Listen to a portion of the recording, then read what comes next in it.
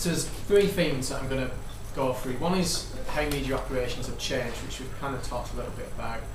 Looking about new ways of operating, and I'll go through the 21st Century Newsroom model, which I know some of you will have read and has been on the blog for some time, and kind of start to think about how we might organise a new media operation ourselves. Now, I wanted to begin by looking at what's changed in terms of news gathering, which we've kind of addressed. There's a whole extra context to this, which I think you probably, I'd recommend you exploring in your individual study time, which is the kind of political changes, the economic changes, the social changes, and the technological changes. This is called a pest analysis. Most of you will be familiar with this. It's kind of a traditional component of any business plan. You look at the political, economic, social, and technological context around what you're doing. So I'd certainly recommend you doing that around news gathering, news production, and news distribution. I'm going to skip that because we've spent quite a lot of time talking. And I want to skip to some research around news consumption. There's a Pew study. Some of this is American, but this kind of applies more broadly, as you can imagine.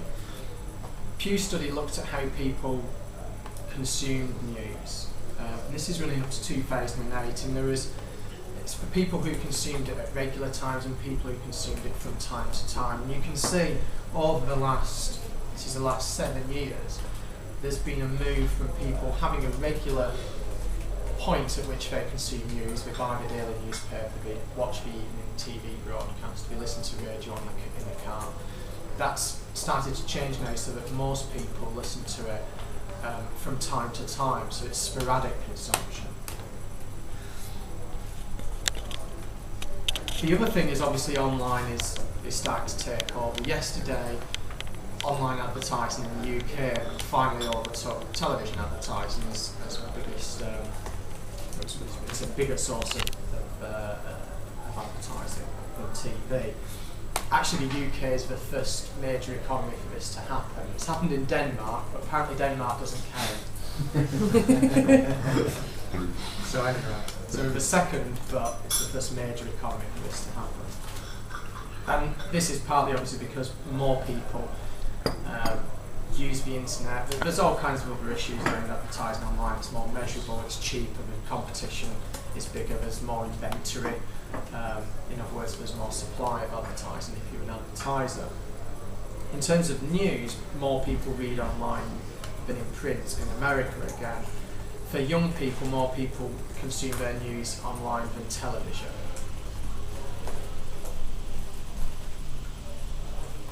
So there's that. The other thing, this is a great image from Martin Bellham's blog, Currybet. And this kind of really is about the point that the supply of news is so enormous that the idea of charging for it becomes extremely difficult. Again, you'll be familiar with this debate.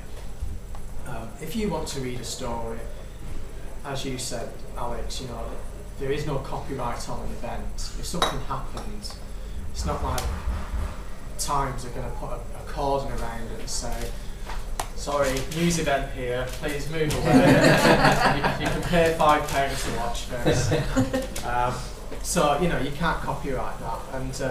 And particularly when you've got free operators like the BBC and people like The Guardian who have an institutional reason to provide free news, a social reason, if you like.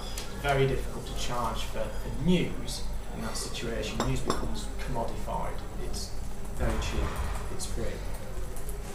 The next point is that how people consume the web generally, and the trend on the web is towards community websites. I mean, you can see the time spent online between 2004 and 2008 has shifted enormously. This is the next slide, if you're not on it. So, I'll repeat myself. You can see the UK has got quite a significant time spent online. It's only America where people spend more time online. And it has more than doubled in those 4 years. But the significant thing here is that the vast majority of that is time spent on member community sites. In other words, Facebook forums. You could probably include blogs and things like that. So now they're spending 3 hours and 40 minutes compared to 2 hours and 35 minutes a year previously in 2007. So adding an enormous amount of time. And if you've spoken to anyone who's relatively new on the internet, you'll see that pattern. You'll see them kind of dabbling with tools, and then they start to get drawn into a particular community. I mean, my mum's addicted to online forums about a particular location that she keeps going on holiday to. And she's basically a blogger, but on forums, which is really bizarre.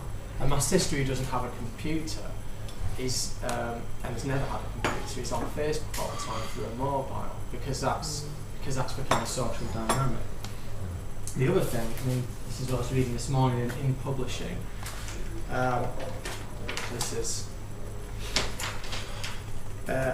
some great statistics here.